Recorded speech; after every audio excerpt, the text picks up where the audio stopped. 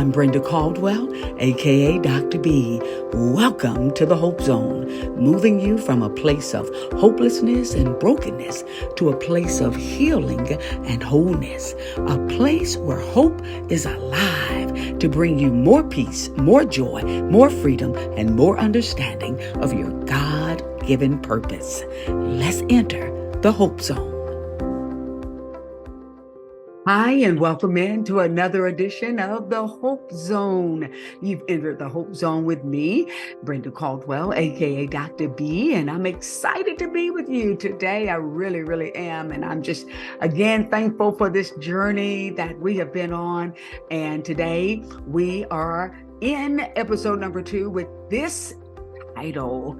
Oh my goodness, you're going to be encouraged and blessed by this one. This title is actually called The Blessing of Rejection. The Blessing of Rejection. May not seem like blessing and the word rejection belong in the same sentence, but by the end of this show, you will be ecstatic. You will be so thankful that you tuned in today. I promise you, there is a word of life coming for you. If this is your first time joining me here in the Hope Zone, welcome in. I want you to know how I feel about you. I feel good. No. You knew that I would. No. Oh, so good. Ooh, so good. I got you. That's how I feel about you being a new listener here on the Hope Zone. Yes. I'm Dr. B. I love laughter. I love hope. I am all things hope. I'm the hope on 2 legs. I'm the ambassador of hope. And I am just in the earth to pour hope into your life. And that's what the Hope Zone is all about, giving hope for every situation. I just wanted to brighten your day. I hope that brighten your day is nothing like the James Brown, I feel good. Come on. And so no matter where you're listening from, I promise God that if there's at least one person tuned in faithfully, I will be faithful to this venture of doing the Hope Zone podcast. Thank you so much. I see that there are new countries that are listening, people in new countries listening. Thank you so much. I appreciate it. Every town that's listening, every person in every city, you are my one. I can assure you it blesses me. I'm not doing this for big numbers. I just want to pour hope into the earth. And so as we get started today, I want you to know when we talk about rejection, I know that I've experienced rejection in my life. I know that I have dealt with in the past the spirit of rejection. I know what it's like to be delivered from rejection, the spirit of rejection. And rejection can come at us in so many different ways. So I'll be talking about some of those ways today. And again, I'm putting my therapy hat on today. In case you don't know, I'm a clinical therapist. In addition to all of my hope work and healing work, I am in the earth as a clinical therapist. I come alongside people to help them heal, help them be freed from these past issues. And sometimes we have wounds in us that we have not been able to overcome. And one of those type of wounds is the wound of rejection. And so what is rejection? As we talk about rejection, again, you're going to want to take notes today, I promise you, and you're going to want to share this with somebody else. So when we talk about rejection, there's a couple of different ways to look at rejection. I'm going to talk about it from the clinical perspective first, and then I'm going to talk about it from the spiritual, because in addition to the clinical hat that I wear, I am anointed, if you will, by God as a vessel of hope and encouragement and truth. And so he uses my mouth to speak hope and healing in the earth. And so I first, though, want to hit rejection from kind of a clinical perspective. So when we talk about rejection, we're talking about the first type of rejection is to refuse to accept or to believe something or someone. To refuse to accept or to refuse to accept or believe something or someone. But the most common type of rejection definition we're talking about is to treat someone in a way that shows that you don't have affection for that person. So when we're experiencing rejection, it's like someone treating us in such a way that they do not have affection toward us. And so, again, that may be you. You may be experiencing some rejection right now. It could be rejection in a relationship. It could be rejection in, a marital relationship. It can be rejection from a friendship type of relationship. It can be rejection, experiencing rejection at church. In a type of ministry that you're a part of. It could be experiencing rejection on your job. There are so many ways in which rejection can play out. You can be experiencing rejection in your family, amongst your siblings or other family members. It can be so many ways that rejection can play out in your life. And here's the thing about rejection. The title of today is The Blessing in Rejection. Did you hear that? The blessing in rejection. And I just decree and declare that as you listen and as you open your heart and as you open your spirit, you're going to be so thankful that you tuned in today. And if it's not for you, trust me, it's for somebody in your life. So you probably want to hit the share button or again, copy the link of this and send it to somebody, send it to one of your friends once you finish listening to this episode, because rejection, all of us have experienced rejection in some way. And sometimes people just don't understand why they're going through rejection. So we're going to break it down a little bit more, and then we're going to give a word of impartation to you regarding the blessing of rejection, and you're going to love that. So when we talk about rejection, again, it's rejection has feelings. There are feelings associated with feeling rejected. Again, when you feel rejected, it means that you feel in some way that someone is lacking affection toward you.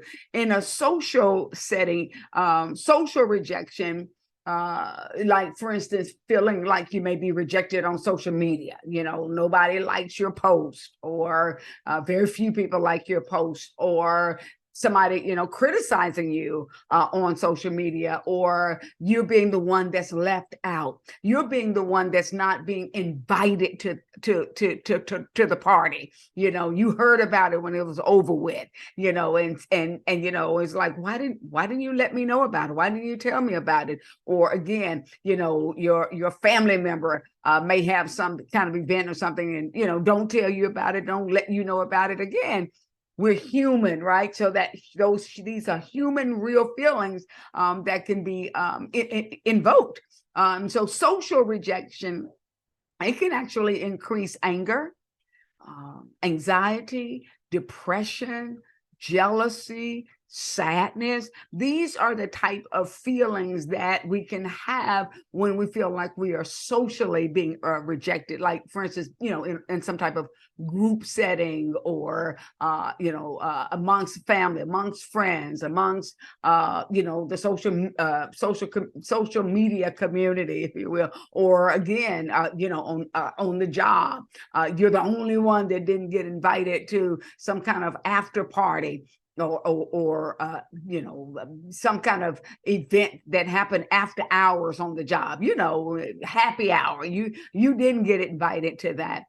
So social rejection is real. It's real. It's real in the sense that people can intentionally be choosing to leave you out or not include you, not communicate with you, not want you to be a part of something. That is a very real thing. People do that. And so again, it can leave you feeling angry, can cause you to feel anxiety, cause you to feel depressed, being left out.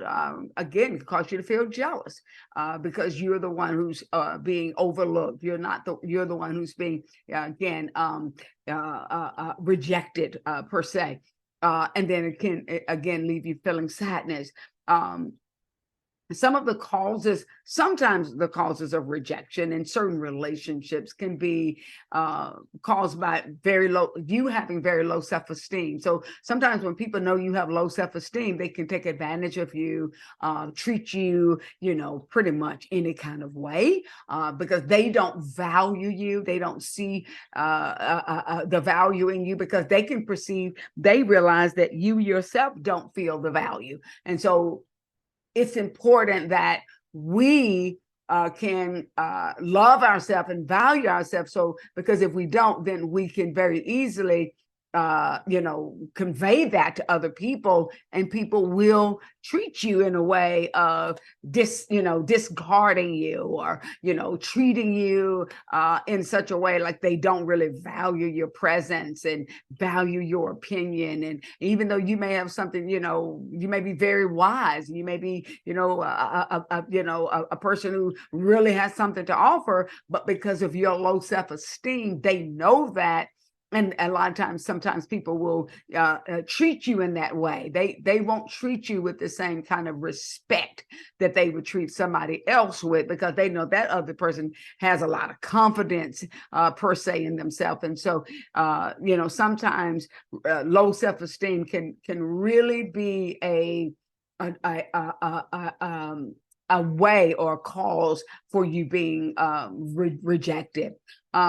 Rejection can cause a range of emotions, from confusion to sadness, as I said, to grief, and even rage. So sometimes, again, feeling rejected for whatever the situation may be, a lot of times it can cause you to feel very confused, and it causes you to wonder, what's wrong with me? Have you ever asked that question of yourself? What's wrong with me? What did I do? Why don't people like me? Why don't people accept me? Why I don't get it. What did I do to be treated this way, and so forth? And it often leads to this age-old issue. You know what that age-old issue is? That feeling of not being good enough. The feeling of not being good enough. Why? Because you're not, in your mind, being treated as you are deserving.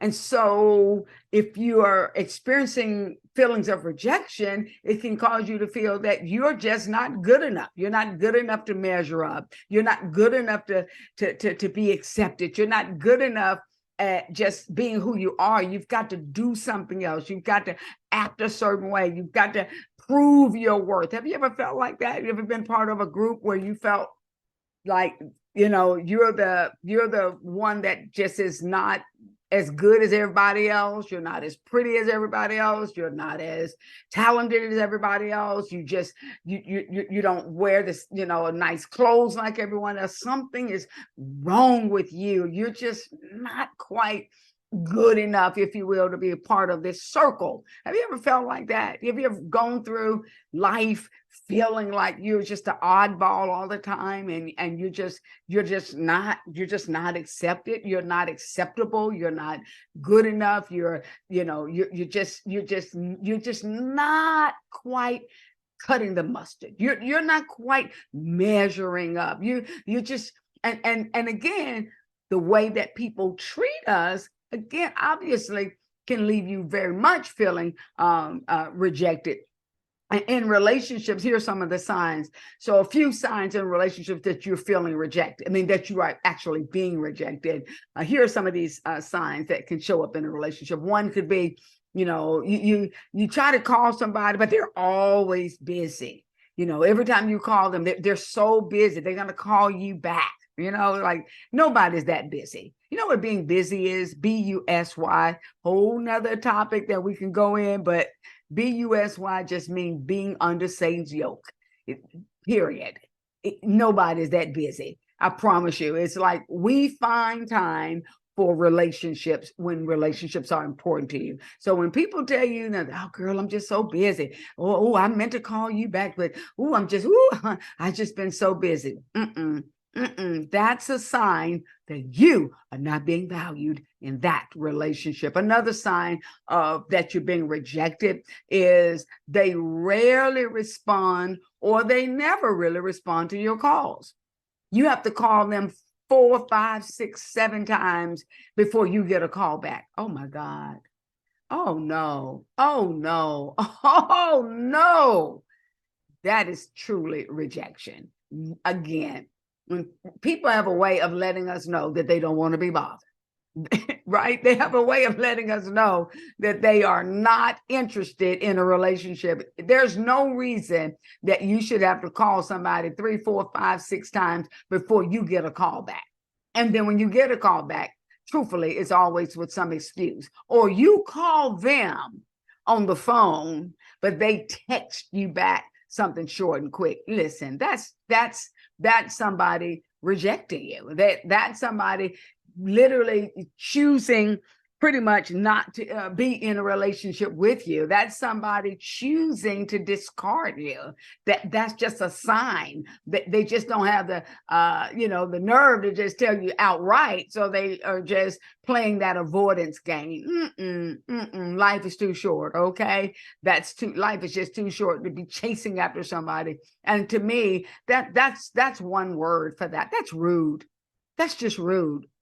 And if you're doing it to somebody, that's rude as well, because that's not godly treatment of one another. And people call us, we need to call them back or communicate some way. And if you choose not want to be in a relationship, you have a right not to be you have a right not to be in a relationship with somebody, or to end a friendship or end a relationship. But stringing somebody along or just avoiding them and letting them keep calling you, that's just not godly. That's not. But again, that's a sign of rejection. And then the third one would be they never make plans that are concrete with you. When you talk to them, oh yeah, we'll have to get together. Oh yeah. Give me a call back. Yeah, we'll get together. Oh yeah, we'll do something. Oh yeah, we got to do that. Again, that's somebody not valuing you enough to say, you know what? Let me look at my calendar. You look at your calendar. Hold on for a minute. Let me tell you what. Okay, you know what? How about we get together for dinner? Are you available the second Friday of of this month at 6:30? We can go to such and such. How does that sound to you? Okay, that's somebody who wants to spend time with you. But somebody who's always evasive, just always evasive with you, never really make anything concrete, that's just a sign of rejection. They really are not interested in a real relationship with you. So we got to be able to recognize some of these signs and realize it's a part of life. But according to Cornell University, they said that the worst type of rejection is being rejected by someone who chooses someone else over you, rather than just someone who just flat out rejects you. So basically what they're saying is that the worst kind of rejection that you can experience is somebody choosing somebody else over you. Obviously, that would be, somebody breaks up with you because they found somebody else, and they want to be with this person. I mean, in some type of romantic relationship or what have you, and they pretty much are letting you know, I found somebody else. I'm with somebody else. I've moved on from you. That kind of rejection really, really hurts. Or again, sometimes even in a job situation. You can feel so rejected when you've interviewed for a job and they tell you, well, you know what? We decided to go with someone else. They had better qualifications than you, so on and so forth. And we like them better. And we're going to go ahead and go with that person. Right. And so there are ways in which you experience rejection that can just hurt, right? When you feel like somebody is being chosen over you.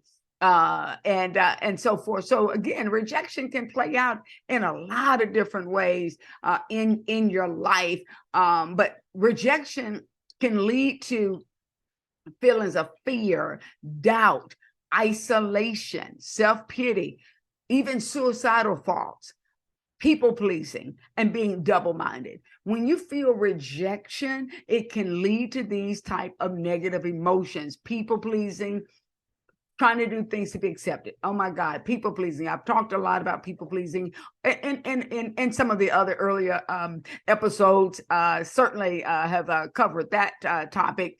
But people pleasing and being double-minded, you second guess yourself because when you feel rejected, you just feel like you just have to do anything to fit in. You just want to belong. You want to, be a part of the group. You want to be accepted, and everybody in our natural humanity would want to feel connected. That's part of human emotions, to feel connected, to be a part of something, to be able to, feel like you belong, if you will, or that you are loved, that you are accepted, that you are embraced. All of that's part of the normal feelings that all of us as humans would like to feel. But when it causes you to feel this deep pain, when it takes you to a place where you've got to do anything and everything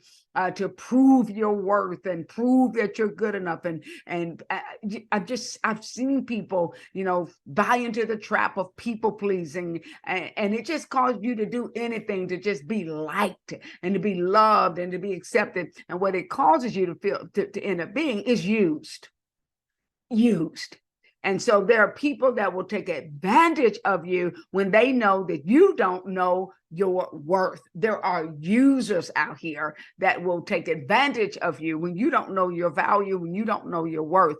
Again, rejection can lead you to feeling suicidal thoughts. There are people who have committed suicide because they just never got over the spirit of deep-seated rejection, just feeling so rejected that it caused them to isolate to the point where they were able to, unfortunately, hear all these negative voices of the enemy, Satan, just telling them, you need to just take your life. It's over. Nobody will ever love you. Nobody will ever accept you. Nobody will ever understand you. And nobody likes you.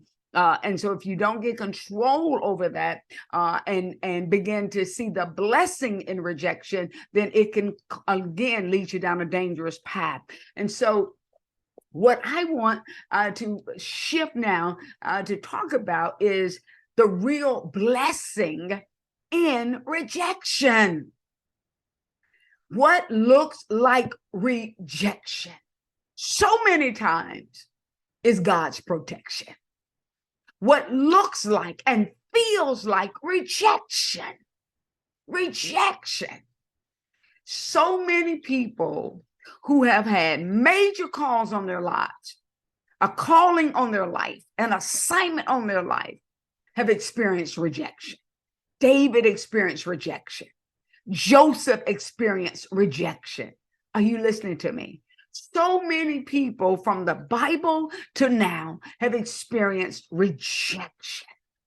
Rejection is a part of life, but there's a blessing in it when you learn to have your identity not tied to what people think of you and people's affection for you and people's love for you and validation of you, and decide that you're going to focus on God and what your Heavenly Father thinks of you.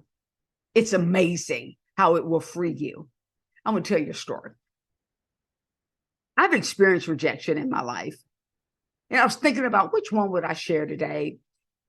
I've experienced rejection on a lot of different levels. But this one really comes to my mind today. I want to share. Years ago, I was about to graduate from college, and I was in love. I was in love with the fella that I just knew was going to be my husband. We talked about marriage, and he was just all of that, if you will, in a bag of chips. Deep dimples, cat eyes, Woohoo, and a tight butt. Come on, he was a tight end. And he didn't even play football. Okay, stay on course. Stay on course, Dr. B. I just want to share that I just remember how we had just this seemingly perfect, quote, perfect relationship. We really didn't argue about anything. We seemed to share the same, values and everything. But I just remember how when I was making my plans for what I was going to do after college, and it was coming close, I just remember we had this major talk one night about, I was basically about to accept a job to work in my chosen field. At that time, my undergraduate was working in journalism. And so I just remember talking to him about those plans, and I was going to have to move to another city. And it was that choice, or it was the choice to go to Africa to be a part of the Peace Corps for 2 years. I remember I had that decision, and then we were talking about getting married. I just remember how exciting it was to even have all these choices. But, I just remember how he didn't want to move to the city that I wanted to move to. And he didn't, wasn't interested in going to Africa and being a part of the Peace Corps. Those were my dreams. And so I just remember when I decided, I was going to forego door number one, the journalist job, and forego door number two, going to the Peace Corps, and I would decide I'm going to go with door number three. I decided to stay in that relationship and trust that we were going to follow through on our plans to get married. And 3 months later, he walked out of my life. Literally walked out of my life, disappeared. And I remember the sting of rejection and how bad I felt. I remember that fairy tale relationship just ended. No real true explanation. I remember it was devastating how literally he just didn't want to be in a relationship anymore and didn't even take my calls, didn't even explain to me why. I remember that sting of rejection. I remember like it was yesterday. I remember him putting me out of his apartment at 1 o'clock in the morning in the rain. I remember that, asking me to leave because he was trying to put pressure on me. I didn't want to have sex. I remember that. I remember having goals and values, and I was committed to, a goal that I had that I was going to save myself for marriage. And I just remember how devastating it felt to have somebody that I thought loved me and valued me, all of a sudden didn't want to have anything to do with me, and just still really never gave me an explanation. And when that relationship ended, I looked at myself and I felt so bad. I felt so rejected. I felt so, if you will, like, what did I do? And I just remember how, 1 year turned into 2 years and 2 years turned into 3 years. And I remember carrying that sting of rejection, because when a relationship ends and there's no real explanation, and it just dissolved and there's no real closure, you can really turn on yourself and feel rejected.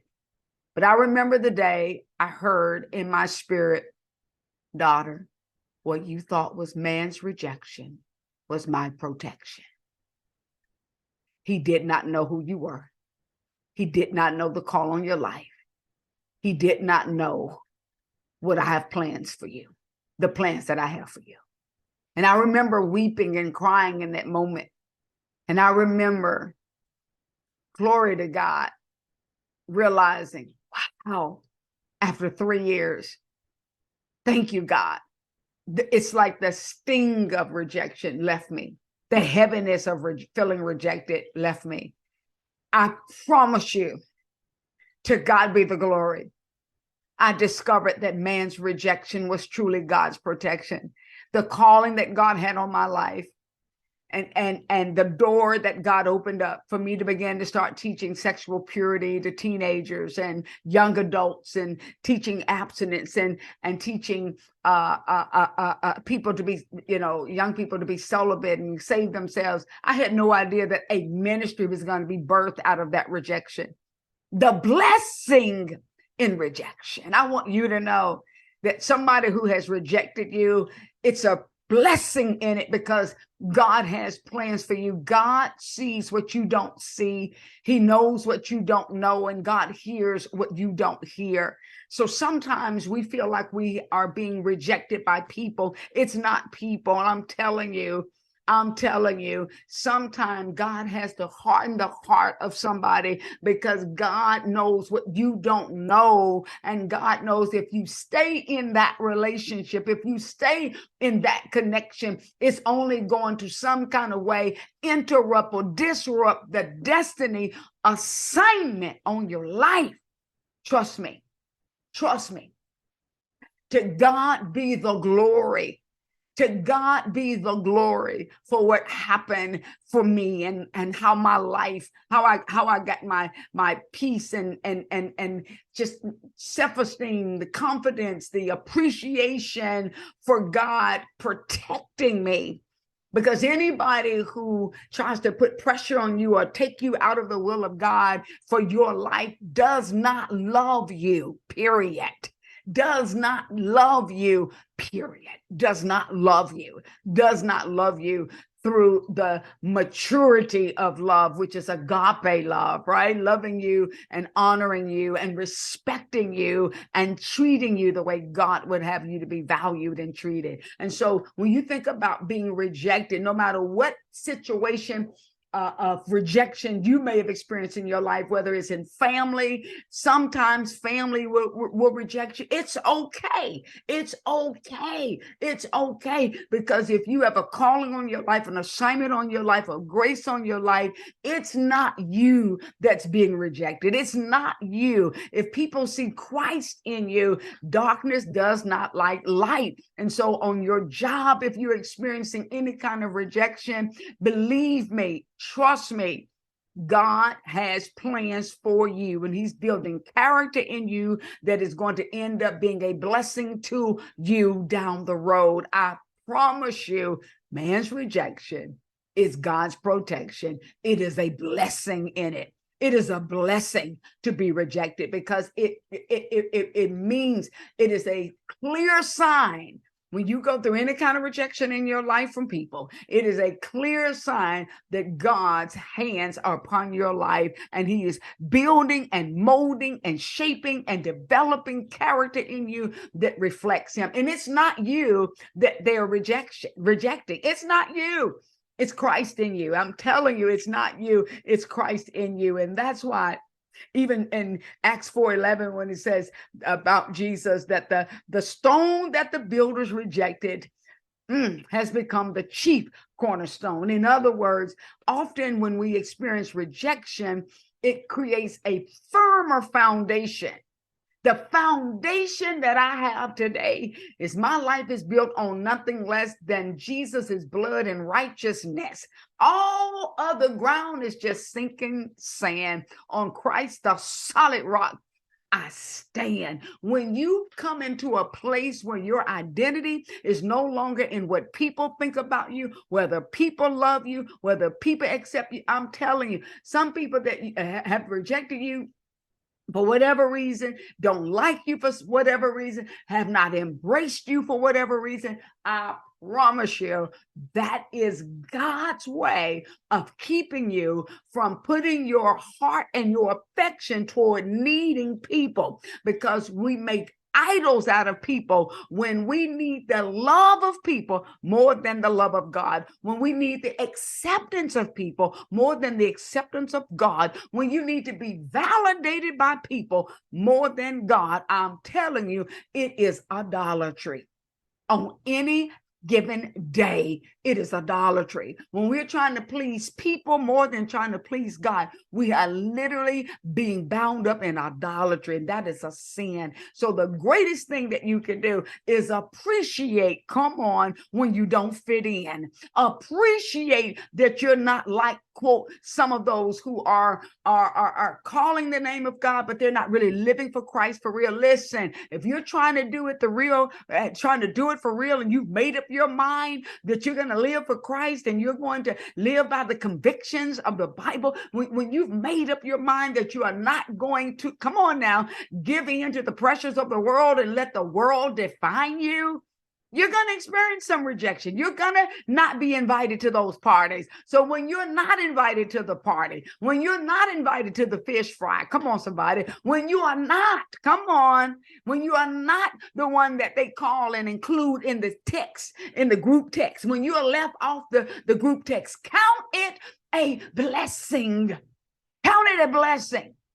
Count it a blessing. It is a blessing because it is a compliment. Are you with me? It means that they see Christ in you and is truly saying, I respect you. So since I respect and I see the Christ in you for real, then I don't want to, I don't want to show you my real flaw. I don't want to act, so worldly. So I'm not going to invite you. So I don't have to walk on eggshells around you. Listen, let me tell you something. It is a blessing to be rejected when you understand that your life and your love and the relationship with God is the most important relationship in your life. You are not ever going to feel rejected.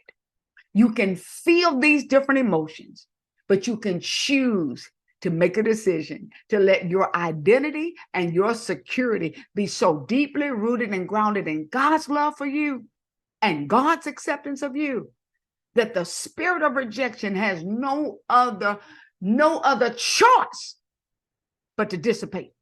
It has no other choice but to lose its power, because you are not rejected. You need to say that right now. I am never rejected. I want you to understand the context. See, you can't feel rejected. You can't even truly be rejected unless you give in to those feelings. In other words, people can do things to try to make you feel rejected, to leave you out, not include you in all those things. But if you are so secure within yourself and knowing that God's love for you is enough, what Jesus did on the cross for you is enough. When you know that you have a love letter called the Bible, 66 love letters in here, 66 books in here, filled with how much words of love and that he has for you. He says nothing can ever separate you from his love. Romans 8:38-39. Nothing can separate you from his love. Nothing. When you know that you can never be separated from God's love.